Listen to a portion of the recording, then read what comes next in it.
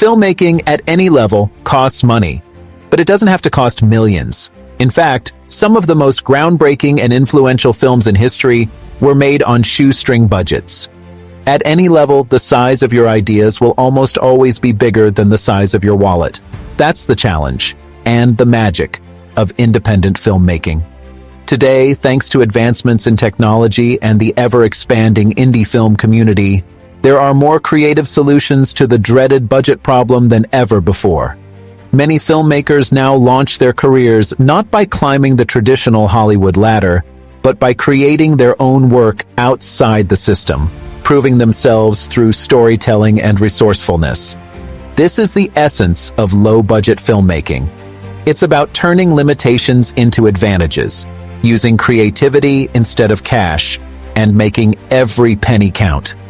If you have a camera, a script, and a passionate team, you can make a movie. But it takes careful planning, smart decisions, and a deep understanding of what makes a low-budget film successful. So, let's break it down. In this guide, we'll explore how you can most effectively make a small-scale movie with large-scale ambitions, starting with the pre-production process. The origins of low-budget filmmaking, a tradition of innovation. Before we dive into the nuts and bolts of making a low-budget film, it's important to recognize that filmmaking on a budget is not a new concept. In fact, cinema itself was born among innovators who had little more than a camera and a reel of film. When the Lumiere brothers screened their early films in the 1890s, they were working with rudimentary equipment and no established industry to support them. Their success came from their ability to capture real-life moments in a way that fascinated audiences. As the film industry grew, so did production budgets, but the spirit of low-budget filmmaking remained. Independent filmmakers have always thrived on the fringes of the industry, pushing the boundaries of what's possible with minimal resources. The scrappy and independent filmmaking scene has persisted through the decades, acting as a hotbed of experimentation and rising talent. This is truer than ever in today's film industry, where many filmmakers break into the scene by making their own low-budget films rather than waiting for Hollywood to notice them. Yeah, Jim Cummings, an independent filmmaker, explains the reality. We're assuming that the best screenplay wins, but all it takes is going to a cinema or just getting on Netflix and seeing that good ideas are not the thing that's getting made. It has nothing to do with the quality of the script that these movies are getting made. So how do you make it work? How do you create a movie with limited resources and still make an impact? Let's start at the beginning. Pre-production. Writing for a low-budget, creativity within constraints.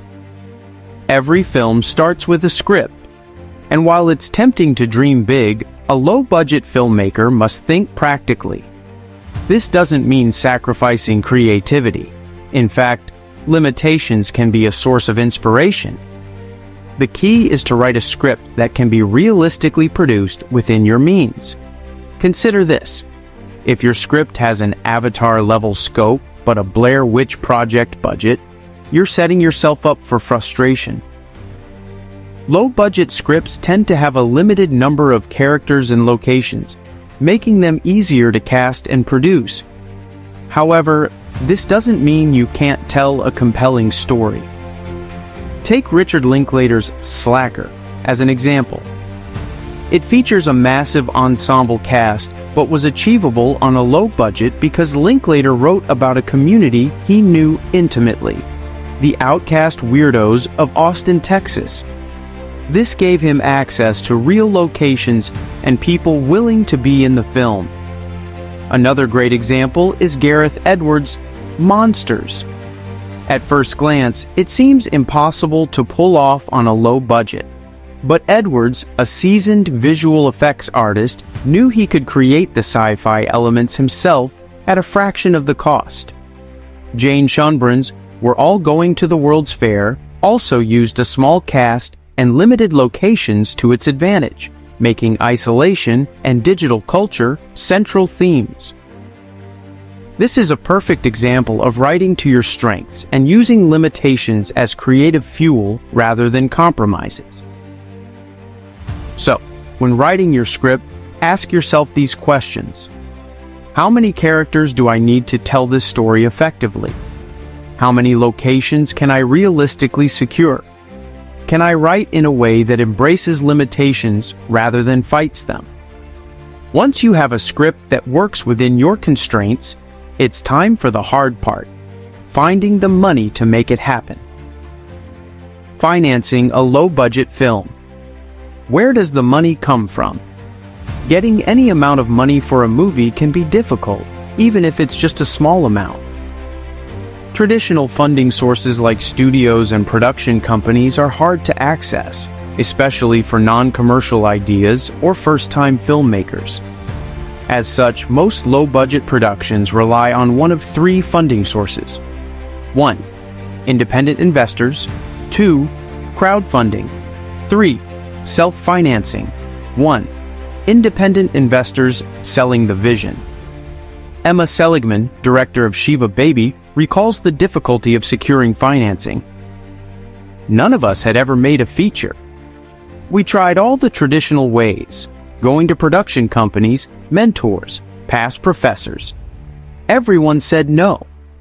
So eventually, we just begged people for money and asked if they wanted to start a career in film investment.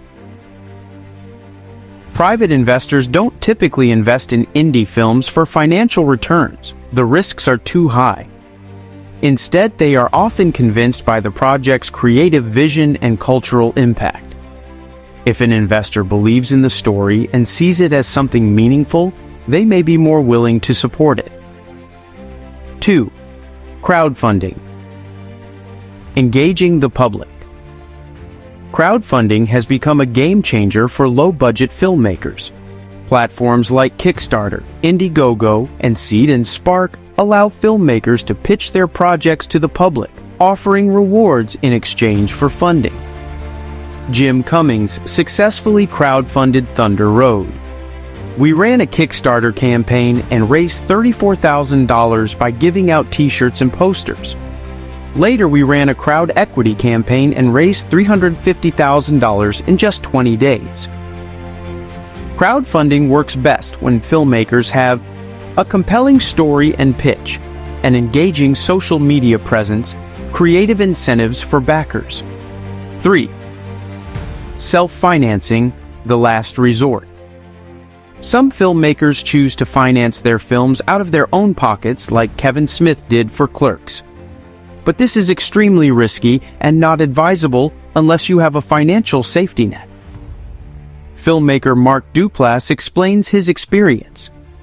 We thought self-financing was a last-ditch solution, but then we realized it gave us full control.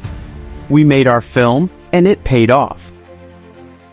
Self-financing is usually reserved for no-budget films where expenses are kept to an absolute minimum. Assembling the team, finding your crew and cast. Once financing is secured, it's time to build your crew and cast.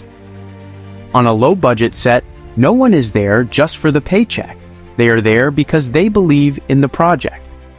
Filmmakers must prioritize hiring people who share their vision.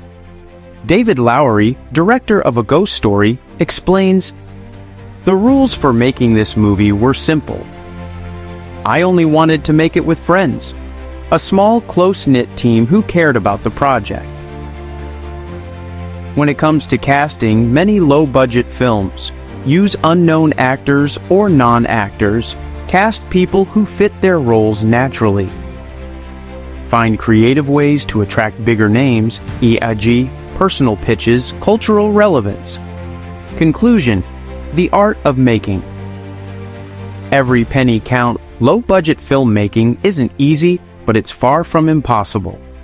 With creativity, smart decision-making, and a relentless drive, anyone can bring their story to life.